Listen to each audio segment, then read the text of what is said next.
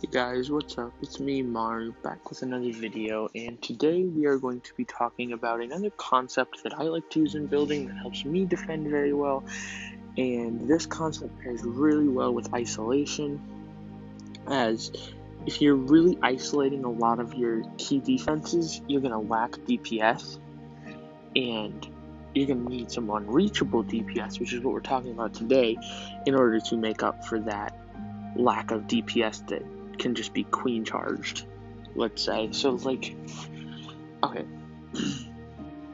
so first of all, I have a full base. This base is trapped. I will show traps later on. I did not test this base yet. I actually built it live in the base building server a couple days ago, I think Tuesday, and I'm filming this video Thursday, but it'll be up Monday. And I won't have time over the weekend to film, which is why I'm filming it so early. Anyways, so the concept Unreachable DPS is about having things like your expos and things like a queen or RC or a king, things like that, things that do a lot of DPS to like a queen charge that are not reachable from a certain queen charge entry. And for this base, I'm expecting, okay, so this is a double key defense comp, the Town Hall and the Inferno, so I'm expecting them to queen charge into here, probably somewhere closer to this air defense, so the air defense doesn't snipe off healers, and then they're going to deal with the Inferno with like an invis and a freeze or something. So I'm thinking, okay, so they're definitely going to queen charge this area, which is good. If I can force the queen around here, I'm golden, because then she has to take a longer area to get to this multi, which she might have to deal some more spells, and then not have enough spells in order, and then just the queen charge will die. And then the next thing I was thinking about is, okay, now they're probably going to King Sui this Inferno, because it is wall breakable, and there's an air defense, and then an Inferno tower, so it's pretty good value. Okay, and then they'll probably either start their Lalo from here or from here if they choose Lalo. And they might even try and queen charge this core. But in order to make that impossible for the attacker, what I did was I placed these two ground expos reaching just barely in this comp, which is all they're meant for, because if you can see, I have this Grand Warden and I have this expo covering this comp right here. It's covering this whole entire comp.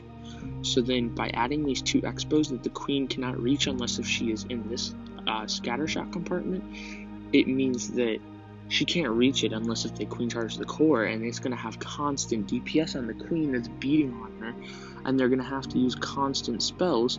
And on top of that, there's still a queen, there's still CC, there's still an RC that they have to deal with. So this doesn't look like too much DPS around this area, but it is a ton. Also, another thing I need to do, I need to not have so many storages stacked right there. I just realized that. That was way too many storages to be stacked right there.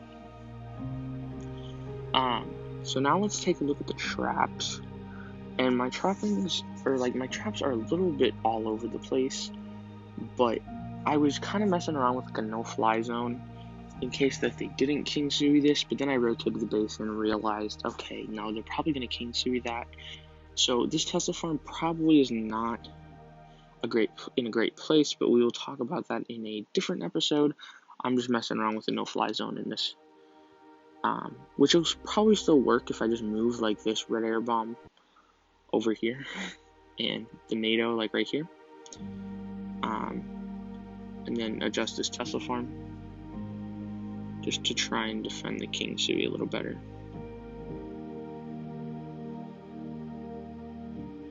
But anyway, not talking about King Suis this episode, but we probably will in the future, because King Suis are pretty important, understanding how good they are.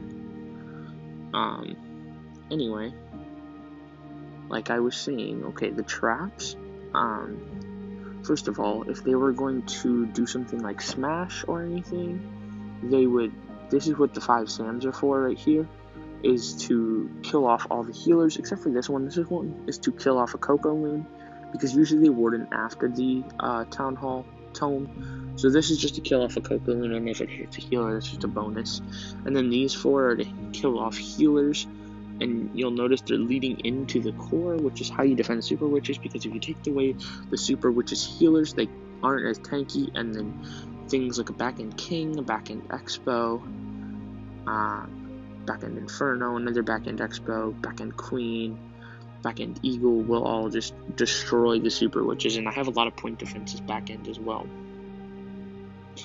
And then, so these Sams are not really for a Queen Charge, but if a Queen Charge would happen to enter there, healers would most likely be hit, which is nice. And then some more unreachable DPS, or like temporary unreachable DPS, is this Queen. This Queen is pretty unreachable because they have to enter the core for it, and by that time the Queen is probably going to be semi-weak, and this Expo will still be up. So this Expo and the Queen will still be beating on the enemy Queen if she makes it that far, and she likely will only have like 2 to 3 healers left, and she's just not going to make it very far, I don't think.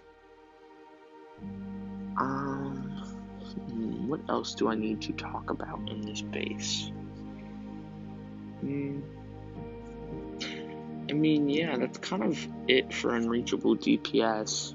It's not a very hard concept, but it is something that you should know and make sure that you are doing it in your bases. Also, I need to move this mortar over. So this is what happens when I build bases live on stream and then go back and edit them, is I have flaws like that shouldn't be happening, but it's alright. But yeah, I hope you guys learned something. Just a little small recap, using your Expos in places where the Queen cannot reach, making sure they're unreachable. This works at Town Hall 12, Town Hall 13, Town Hall 14, Town Hall 11. Works anywhere through up, or from Town Hall 9, I believe, they use Unreachable DPS up to Town Hall 14. And it's very good against defending Queen Charges.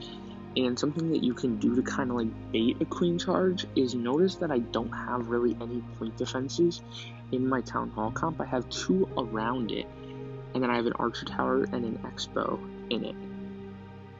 And this is because the Queen Charge is going to be enticed to get this Town Hall because there's little DPS.